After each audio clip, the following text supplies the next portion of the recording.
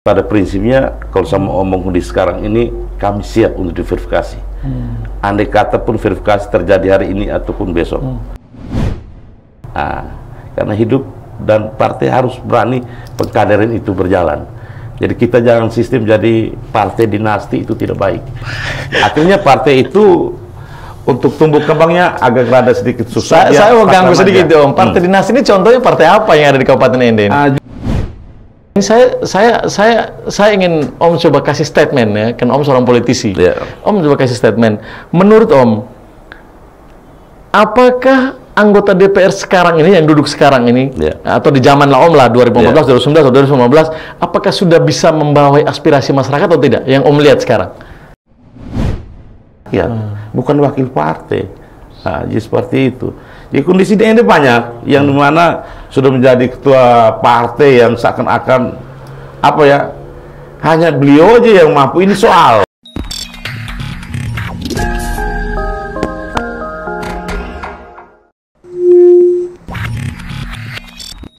Sobat Milenial semua, bersama saya lagi masih Brian bagi MSPR di Millennial Spirit Channel Podcast Positive Room. Saya kedatangan tamu istimewa dan juga ya mentor bagi saya. Om saya tetangga saya di belakang rumah. Jadi kalau dari podcast ke rumah ya tinggal jalan kaki dekat-dekat. Tapi kadang Om ini bermainnya agak ke Onekore, agak ke Motopaga. Jadi sering pindah-pindah. Jadi susah kita menghadirkan di podcast. Baru kali ini saya bisa hadirkan di sini. Saya langsung menyapa saja. Om Lexi, apa kabar? Kabar baik, selamat sore. Kabar baik Om, sudah lama nih kayak putar-putar terus, masih jadi politisi, setia menjadi politisi? Ya. Saya dengar slogan Om, katanya politisi boleh mati berkali-kali, hidup berkali-kali. Ya. Om ini begini Om, saya sengaja undang Om Lexi sini terkait dengan, saya dengar berita terakhir Om jadi ketua salah satu partai baru. Ya. Partai PKN kalau saya tidak, Partai Kebangkitan Nasional Nusantara. Partai Kebangkitan Nusantara ya, Partai Kebangkitan Nusantara di Kabupaten Ende, ya mungkin kan partai baru. Ya. Terus sudah terdaftar di Ende. Kesbangpol ya. Kesbangpol sudah terdaftar. Mungkin tinggal verifikasi secara KPU ya, aktual di verifikasi di KPU pusat untuk bisa ikut kontestasi di Pileg tahun 2024. Nah Om, ini saya mau tanya. Saya kan berpikir Om dulu ini waktu saya masih belum aktif di politisi lah, saya belum dikatakan sebagai seorang politisi. Nah, saya masih orang-orang anak-anak baru kemarin begitu ya, kan anak bau kencur lah begitu Om. Saya sudah tahu namanya Om itu sudah ada lama di DPR dan menjadi salah satu kader terbaik dari salah satu partai besar, Partai PDI Perjuangan kalau saya tidak salah. Om sudah duduk berapa periode di sebagai anggota DPR dari Partai PDI Perjuangan. Kalau saya boleh tahu Om, kenapa Om bisa keluar dari PDI Perjuangan? Baik, terima kasih. Selamat sore.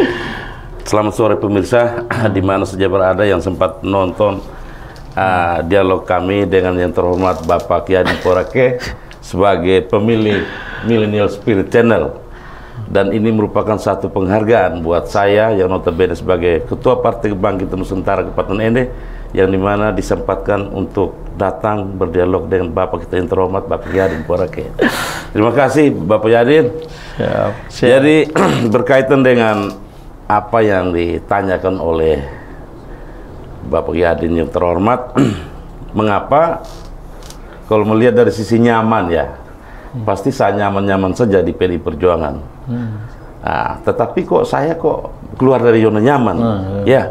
Dan itu memang prinsip saya. Saya harus berani keluar dari zona nyaman karena saya berpikir yang lebih kompleks, lebih luas, lebih besar. Dalam artian, kalau saya keluar dari PDI Perjuangan dan memegang Partai Kebangkitan Nusantara, jadi itu yang paling pertama dulu. Yang paling pertama menjadi kebanggaan Ketua DPC PDI Perjuangan.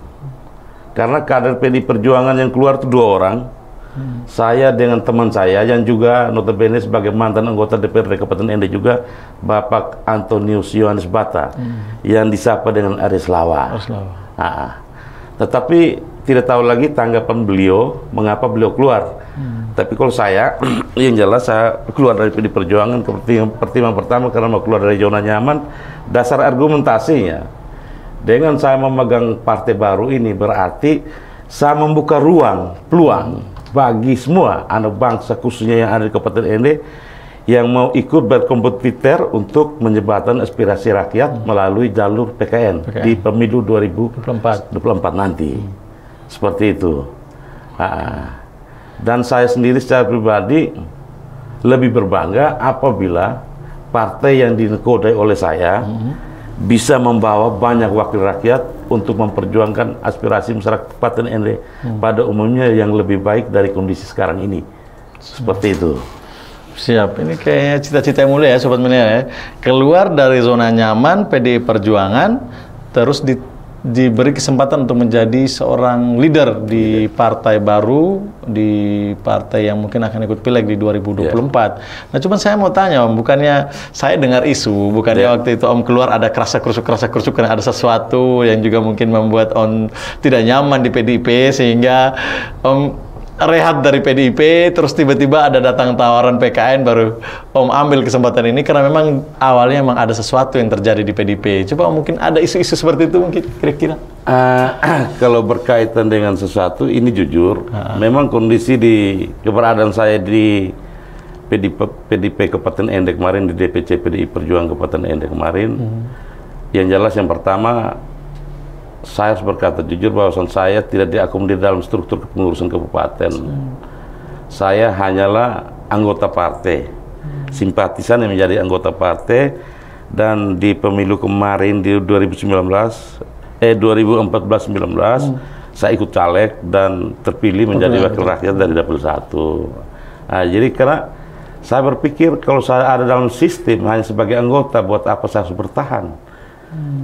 Maka dengan ada penawaran partai baru ini, Partai Kebangkitan Nusantara, dengan melihat ideologi partainya yang sangat bagus yaitu Pancasila, maka saya siap untuk mengurus Partai Kebangkitan Nusantara di Kabupaten Ende ini.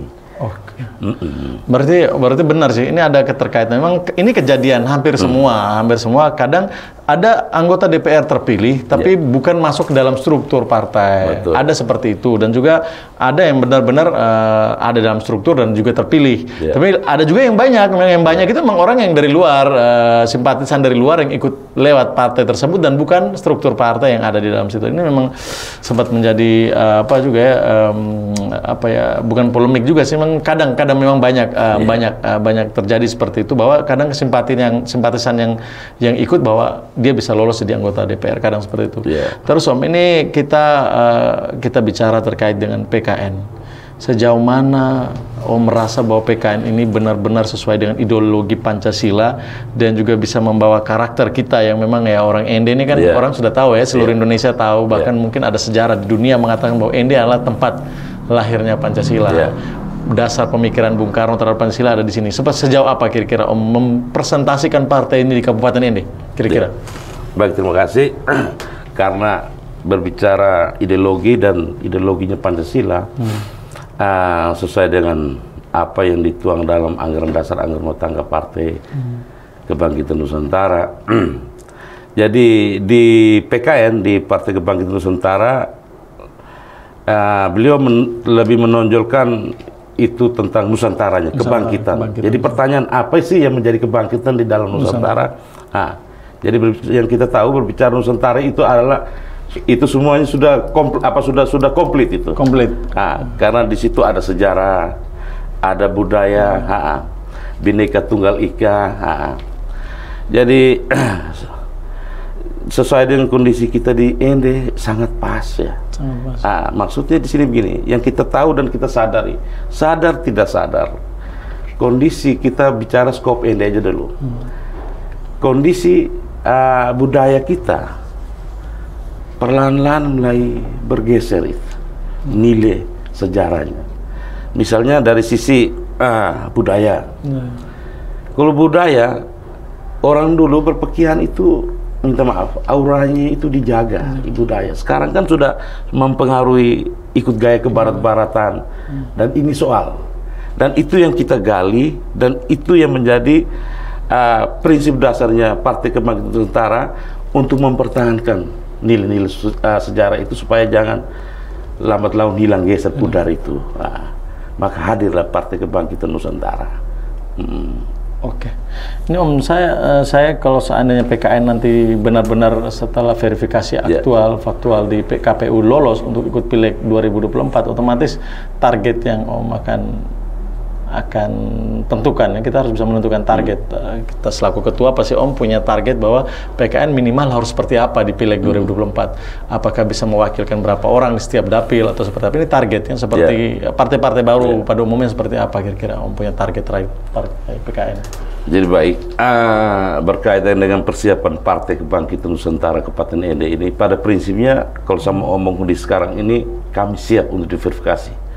Andai kata pun verifikasi terjadi hari ini ataupun besok, karena semuanya itu kepengurusan yang sesuai dengan yang diamanatkan oleh Undang-Undang Pemilu itu semua sudah kami jalankan. Yang dimana yang pertama sebagai partai baru, kepengurusan di 21 kecamatan, karena kita Kabupaten Ende ada 21 kecamatan, itu semua sudah terbentuk dan masing-masing sudah ber-KTA. Tentu dasar KTA itu dari KTP.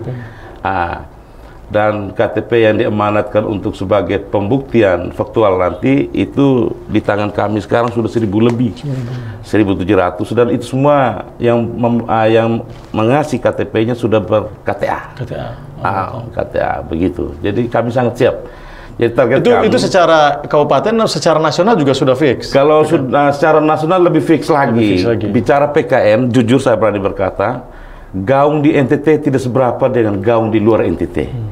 Dari, kalau tidak salah, kita 34 provinsi ya Indonesia. Jadi minus NTT ini yang gaungnya rada sedikit kalah. Tapi kalau yang lain-lain, kalau saya ikut perkembangan di YouTube, luar biasa. Dan kami juga ada grup WA secara nasional. Jadi kami selalu ikut pantau perkembangan dan juga di Facebook. Jadi gaungnya sangat luar biasa. Jadi mungkin ya kita bersama Sobat Milenial juga, tentunya kita masyarakat Kabupaten Ende, tentunya dengan adanya partai baru bisa memberi warna baru perpolitikan kita di Kabupaten Ende. Mungkin saja dengan adanya partai PKN, figur-figur baru, figur-figur yang akan menjadi anggota legislatif atau membawa aspirasi masyarakat, benar-benar bisa memperjuangkan aspirasi masyarakat. Tentunya ini kan ada pelatihan kader dan lain-lain. Seperti apa kira-kira PKN mempersiapkan itu? Atau memang target-target PKN sendiri seperti apa? Apakah mau supaya ini anak muda semua yang maju atau mix atau bagaimana? Targetnya seperti apa? Kira-kira di 2024 bisa dapat 4 kursi kah kalau dari 4 dapil? Itu pun kalau saatnya tidak dobrak-abrik oleh sekarang, mungkin tambah dapil atau tukar nomor dapil atau segala macam. Isunya banyak ini berkembang. Jadi kira-kira bagaimana, Om? Ya baik, target kami PKN kalau untuk di kabupaten itu, karena kita terdiri 4 dapil sesuai dengan kondisi sekarang, pasti 4 kursi. Iya, karena sangat yakin. Karena setiap dapil itu harus minimal 1 kursi. Itu target. Jadi figur-figur yang kami rekrut itu dipandang orang yang sudah memenuhi beberapa kriteria. Yang penting yang paling pertama dari sisi kapabilitas, integritas, moralitas, popularitas. Jadi minimal dari 4 kriteria itu paling juga 3 lah masuk. Jadi kalau hanya 2 itu masih pertimbangan buat kami di PKN.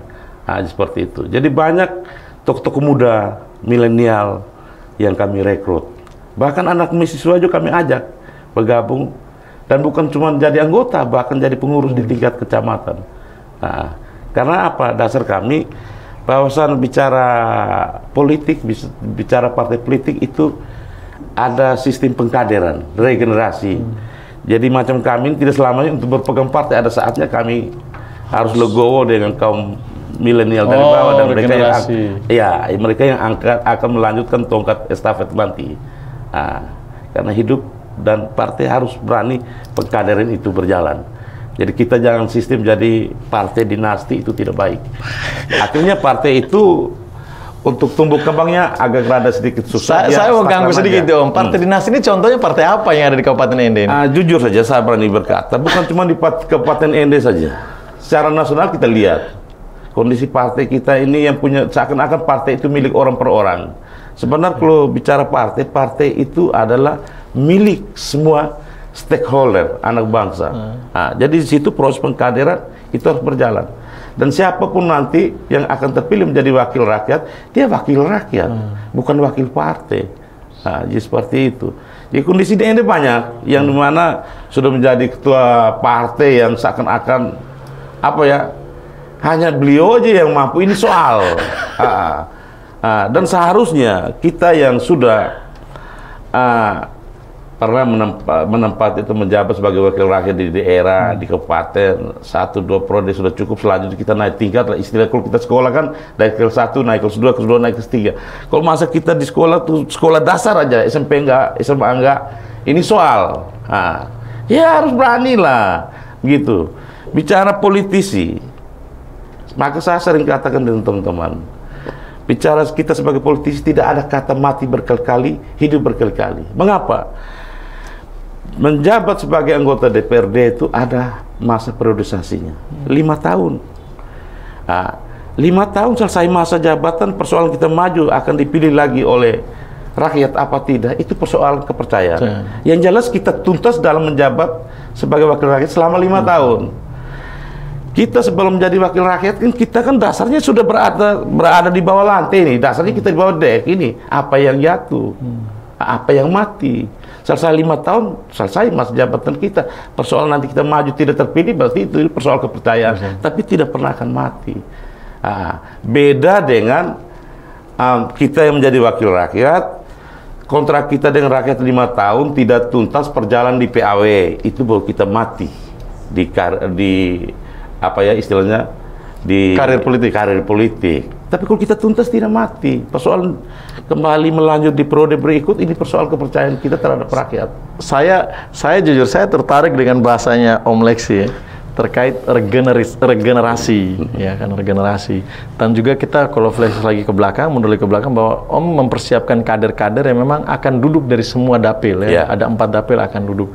Otomatis kan kita sudah mempersiapkan kader-kader terbaik seperti tadi Om sampaikan, kapabilitas, integritas, kapasitas, ya, itu masuk ke dalam kriteria yang mungkin Om sudah siapkan untuk persiapan jadi kader PKN nanti. Sekarang saya mau tanya Om, kira-kira menurut Om ya kan tadi Om sudah berkaca bahwa regenerasi itu perlu di sistem perpolitikan apa seperti Kabupaten ini perlu, ya penting supaya ada ide-ide baru, ada muncul cara berpikir, cara pandang baru dari kader-kader yang ada duduk di lembaga legislatif tentunya. Nah ini saya ingin Om coba kasih statement ya, kan Om seorang politisi. Om coba kasih statement. Menurut Om, apakah anggota DPR sekarang ini, yang duduk sekarang ini, atau di zaman Om lah, 2014, 2019, atau 2015, apakah sudah bisa membawa aspirasi masyarakat atau tidak, yang Om lihat sekarang? Kalau kondisi teman-teman sekarang yang masih aktif di DPRD berkaitan dengan membawa aspirasi rakyat, saya apa ya, mau bilang sanksi juga salah ya. Soalnya begini Bapak Dewan,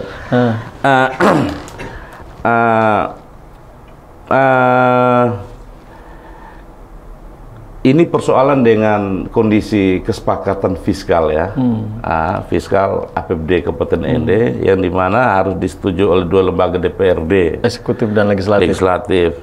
Yang dimana kita tahu bahwa proses penganggaran itu terjadi datangnya melalui sebuah perencanaan besar, tentu berpatung pada RPJMD. Ya. Dan prosesnya itu melalui musrenbang. Kalau di kabupaten, dia muaranya dari DUS ya. DUS, ya. Des, Dusun, Des, Camkap. Jadi itu kan final nih dengan 5 bidang item program kegiatan. Jadi selesai. Yang menjadi soal pada saat penetapan anggaran itu yang ada coret-coretan lagi itu loh. Padahal di tingkat desa, dusun, kelurahan, kecamatan sudah fix nih. Bahwasan dengan proses musrenbang cap tersebut, musrenbang kap tersebut, musrenbang tersebut, des tersebut, itu bahwasan mereka diberi contoh, diberi pagu anggaran katakanlah 1,5 miliar dengan 5 bidang kegiatan, 5 bidang program kegiatan itu, infrastruktur, ekonomi, kesehatan segala macam. Jadi misalnya contoh satu desa, dan zaman waktu saya masih DPR kemarin itu banyak kekesalan pada saat kami turun reses dan musrenbang cam bersama pemerintah, yang dimana Sampai ada argumentasi dari kepala desa, beberapa kepala desa, bahwasan terkesan Musrembang Bang Cam ini Musrembang Bang Cam omong kosong. Ya, dan saya waktu itu masih zaman sama saya aktif, saya berpihak pada kepala desa dan rakyat. Betul. Mengapa? Yang ditetapkan pada Musrembang Bang Cam sebelumnya belum terrealisasi, loh kok tahun anggaran berikut kita Musrembang Bang Cam lagi dengan nomenklatur usulan aspirasi masyarakat yang sama. Ini kan soal. Nah, makanya pertanyaan dari saya punya Bapak Ganteng ini, apakah sudah menjawab aspirasi masyarakat, saya tidak jamin. Tidak jawab. Nah, dan yang berikutnya berkaitan dengan pokir-pokir juga. Pokok pikiran. Pokok pikiran juga, kalau saya lihat kondisi kita di ND sedikit rancu. Pokir itu lahir dari dasar ke-30 anggota DPRD melakukan reses. Ya. Berarti berdasarkan dapil dong. Dapil. Tetapi yang terjadi, DPR dari dapil lain dia bisa punya pokir di dapil sebelah yang notabene bukan keterwakilan daerah pemilihan dia. Ini kondisi kami di ini. Yang zaman saya waktu itu. Saya tidak tanya, ini sudah dijelaskan ya. Iya, mantan anggota DPR. Ini terbuka, tidak apa-apa. Boleh lah kalau kita seandainya berbicara tentang itu. Ini terkait, emang saya sendiri juga terkait sangat tertarik dengan tadi yang Om sudah sampaikan bahwa berapa kali musrembang, dan ini saya juga alami, karena saya juga turun ke desa-desa dan pengeluhan yang sama, bahwa musrembang ini sepertinya hanya omong kosong. Omong kosong ya. Mungkin tadi Om sudah jelaskan, mungkin Om seleksi sendiri sudah lama juga di DPR, tahu bagaimana ketika pembahasan perumusan di Banggar pasti banyak yang digeser-geser lagi. Dan apakah Om pernah berpikir bahwa ada tekanan terhadap pemerintah dalam hal ini eksekutif? Kalau berpikir tekanan ya, saya juga bingung. Hanya penilaian publik bahwasan itu ada kepentingan yang tersebut. Saya juga bingung kepentingan seperti apa. Yang jelas yang saya tahu, setelah proses itu berjalan, ya proses itu yang dipertanggungjawabkan. Soal menggeser, karena jujur selama saya di DPR, saya tidak pernah duduk di Banggar. Saya selama 5 tahun saya habis di Balek. Balek, sebagai wakil ketua Balek. Sekarang Ramperda, Bapemperda, Badan Pembuat Peraturan Daerah. Jadi persoalan menggeser di Banggar saya tidak tahu karena saya tidak di Banggar selama saya menjabat sebagai anggota DPRD. Yang saya tahu apa yang diharapkan masyarakat berkaitan dengan aspirasi yang direncanakan, yang disampaikan pada saat proses Musrembang itu harus terrealisasi. Karena itu sudah menjadi kesepakatan ya. Apalagi berarti Om sejauh ini merasa bahwa yang sudah duduk sekarang di DPR atau zamannya Om tidak membawa aspirasi masyarakat secara utuh berarti? Saya sangat sanksi kalau membawa secara utuh. Apalagi kalau tadi ada Om sampaikan ada pokir-pokir nih Om anggota DPR, saya juga anggota DPR sekarang, tapi ya ini misalnya kita berbicara di kabupaten ya. Nah ini kalau berbicara tentang pokir, ini saya juga tertarik. Pokok pikiran Dewan memang harusnya muncul dari reses, hasil reses anggota DPR sendiri. Otomatis pokir ini kan ngambilnya dari APBD juga. Iya, betul. Nah, ada beberapa APBD memang yang harus kita sesuaikan kan untuk masuk ke berapa anggaran untuk masuk ke pokir melalui dinas-dinas badan terkait yang diusulkan oleh Dewan. Yang Om lihat selama ini seperti apa kinerja pokir-pokir itu? Sangat menyentuh ke masyarakat atau ini hanya untuk kepentingan Dewan untuk mungkin? Jadi baik, pasti harapan masyarakat berbicara adanya pokir itu tentu untuk kepentingan masyarakat. Itu harapan masyarakat, itu betul. Saya juga setuju. Tetapi yang terjadi, seharusnya yang termasuk dalam atau yang terekam dalam pokir itu harus yang dianggap urgensi ya. Urgensi. Kenapa? Pokir itu bagian daripada hasil aspirasi masyarakat yang dibahas pada saat Musrengdu sampai dengan KAP itu yang dianggap tercecer, yang bisa kita katakan bahwa yang tidak sempat terakomodir kemarin. Nah, maka melalui tahapan reses anggota DPRD ini yang kita ambil dan kita tuangkan dalam pokir. Nah, tetapi yang terjadi kalau kondisi kita di END ini saya rasa tidak bisa menjawab apa yang menjadi harapan masyarakat dengan pokir-pokir itu. Apalagi teman-teman dari dapil lain bisa membawa pokir itu ke dapil lain. Nah, bukan dapil yang daerah pemilihannya. Apakah itu transaksional tidak? Menurut Om? Kalau bicara transaksional, saya tidak sampai ke sana. Tidak. Saya tidak sampai ke sana. Yang saya harapkan begini, karena lagi ngetren nih, bukan cuma kita di Ende ini. Bicara pokir wajib ada. Wajib aja ada dalam arti itu bentuk program kegiatan untuk memenuhi kebutuhan masyarakat sesuai dengan aspirasi masyarakat. Tetapi jangan yang menentukan atau dengan adanya pokir pihak teman-teman legislatif mengintervensi lagi kewenangan eksekutif. Pokir itu kan perencanaan item kegiatan. Maka yang belanja, yang kerjakan itu kan eksekutif punya domain kewenangan. Terkait, ya. Jangan lagi ada rumor kita tanya di masyarakat, ini pokir siapa yang terhormati? Loh, sejak kapan oknum anggota DPRD kok rangkap jadi kontraktor? Kenapa Om waktu DPR dulu Om tidak ngomong kayak begini? Kenapa setelah Om tidak DPR baru Om bicara? Saya pernah, waktu itu saya sering ngomong, saya salah satu oknum anggota DPR dari fraksi PDI Perjuangan selalu frontal dengan kerja-kerja yang dianggap dan dipandang oleh saya berdasar regulasi sesuai dengan tupoksinya anggota DPR sedikit bertentangan. Dan saya sering bunyi di media cetak, zaman itu masih ada media cetak yang Ende waktu itu, Flores Post, Expo. Nah, ini saya sering dipakai jadi narasumber, saya menyampaikan kondisi real apa adanya. Jadi persoalan kalau wakil rakyat kerja proyek, pertanyaannya, siapa mau awasi siapa? Karena tugas DPR ini jelas dengan 3 fungsi pokoknya: legislasi, controlling, budgeting.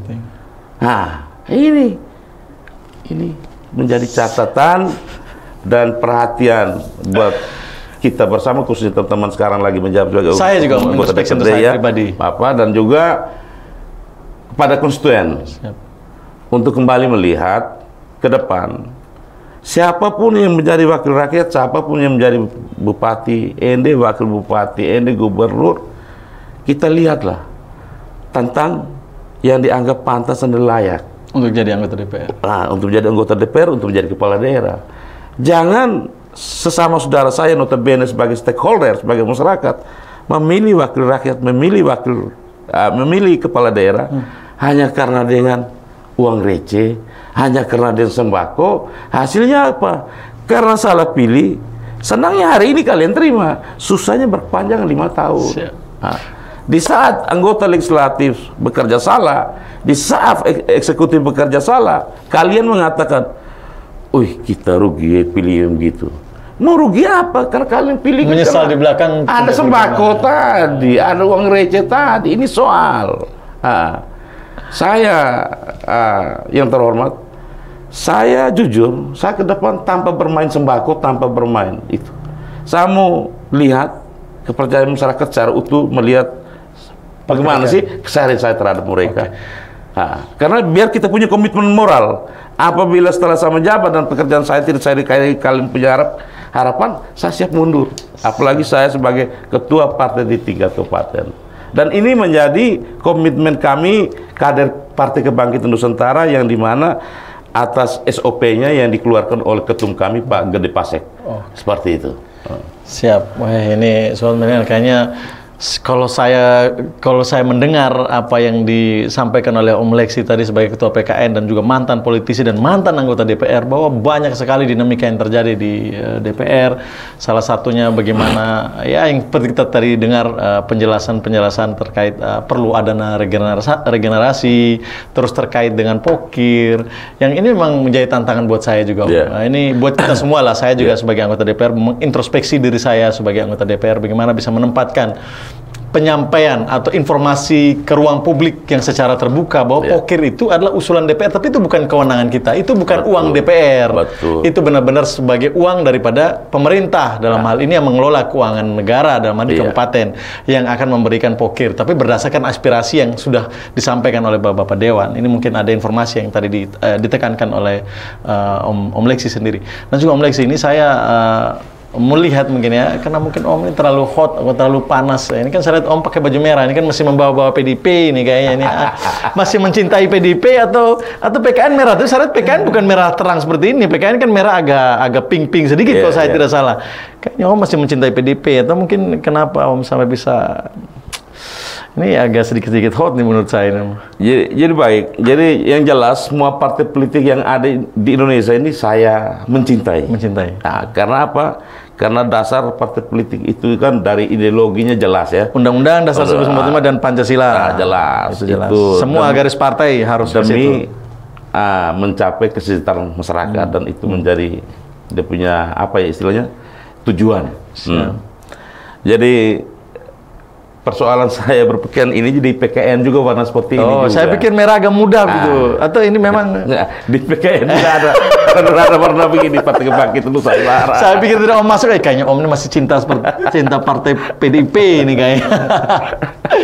Jadi, nggak Om, saya juga tertarik tadi terkait tergenerasi. Saya juga sedikit menceritakan bagaimana kasus saya kemarin sampai maju ke provinsi juga seperti itu. Tapi kita melihat nanti ke depan semoga kader-kader yang dimajukan oleh PKN benar-benar bisa seperti yang Om harapkan, sudah Om sampaikan bahwa masyarakat harus benar-benar diprioritaskan dalam hal ini. Pentingnya ya seperti itu. Yang Om lihat, yang menurut Om lihat ya ke depan di lembaga kita sedikit, lembaga sendiri ya, lembaga DPR Kabupaten sebagai lembaga legislatif dalam hal memberi perimbangan terhadap kerja-kerja eksekutif yang Om lihat sejauh ini sudah seperti apa dan mungkin apa yang menurut Om masih perlu diperbaiki yang menjadi catatan penting untuk PKN ketika nanti diberi mandat oleh rakyat bisa duduk di legislatif. Jadi baik, terima kasih. Berjalan dengan waktu dan yang kita lihat yang sudah ada dalam arti kerja-kerjanya DPRD maupun eksekutif.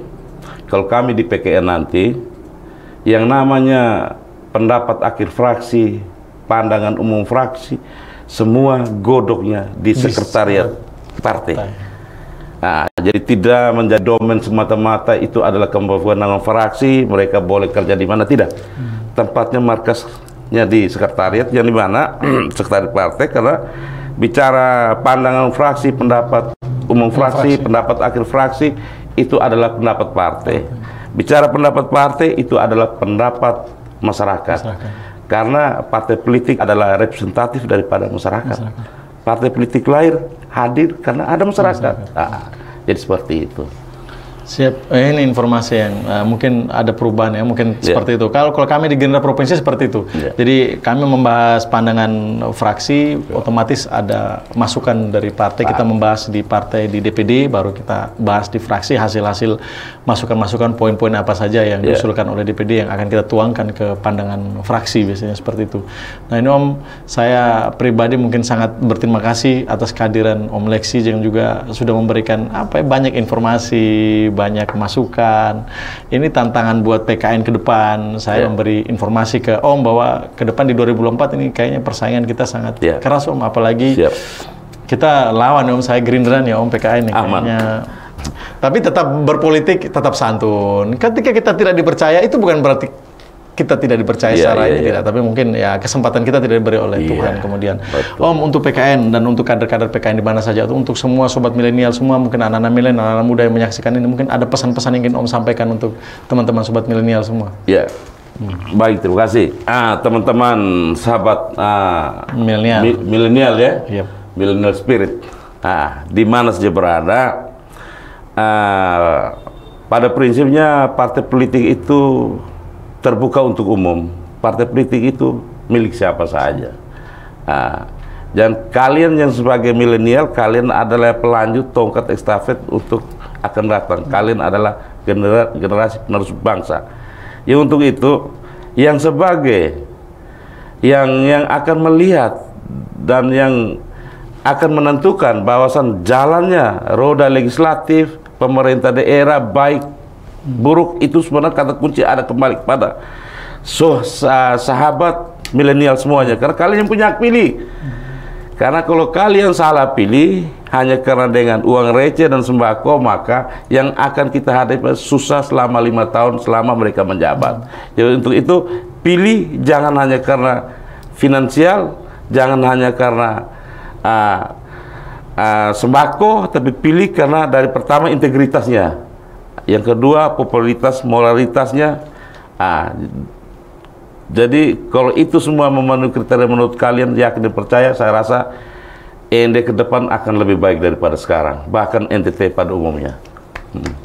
Gitu. Oke.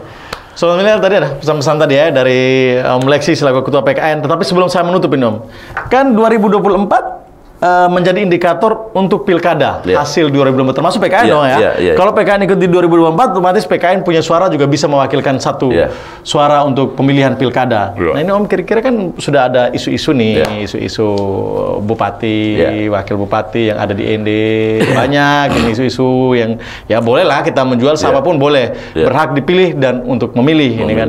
Kira-kira Om masih ikut memilih yang sudah memajukan diri sebagai independen atau Om memilih? Jadi baik, berkaitan dengan siapa-siapa ya, dan bahkan kita sudah lihat banyak bursa bakal calon yang akan menjagokan diri jadi wakil bupati maupun bupati. Tapi bagi kami di PKN tidak segampang membalik telapak tangan, karena di internal kami PKN itu ada tahapan verifikasi. Yang dimana kami akan melakukan uji petik lagi di stakeholder berkaitan dengan bursa-bursa calon yang ada ini. Kalau memang dia layak untuk diusung, kenapa tidak? Nah, jadi untuk sementara seperti itu yang dijalankan oleh partai. Saya pikir PKN sudah punya jago. Oh belum. Oh belum ada jago ya. Karena masih terlalu dini buat kami. Apalagi pilkada ini kali kan duluan pesta legislatif, pileg, dan menentukan suara untuk pilkada. Misalnya kalau PKN sebagai pemenang pemilu ukuran kabupaten ini, kenapa tidak kami sendiri maju?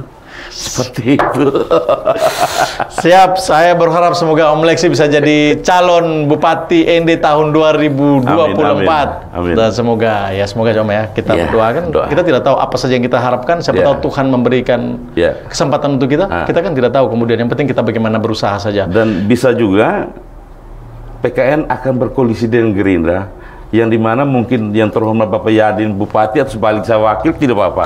Kalau memang itu masyarakat menghendaki dan direstui yang Maha Kuasa. Amin. Saya yang penting amin saja Om. Yang penting bagaimana caranya kita memberi edukasi politik sebagai seorang pimpinan partai politik, terus sebagai kader politik kita harus memberikan edukasi politik yang baik terhadap masyarakat. Karena sejauh ini tidak mudah untuk meyakinkan masyarakat tentang bagaimana kita berpolitik secara baik dan santun. Karena sekarang ya seperti tadi Om sudah sampaikan, terlalu banyak yang berseliweran informasi, isu, dan ya sembako dan receh dan uang dan segala macam. Tapi Sobat Milenial, kembali lagi, kebahagiaan tidak diciptakan dari sesuatu yang mudah. Kemana ate tahun OT, salam spirit.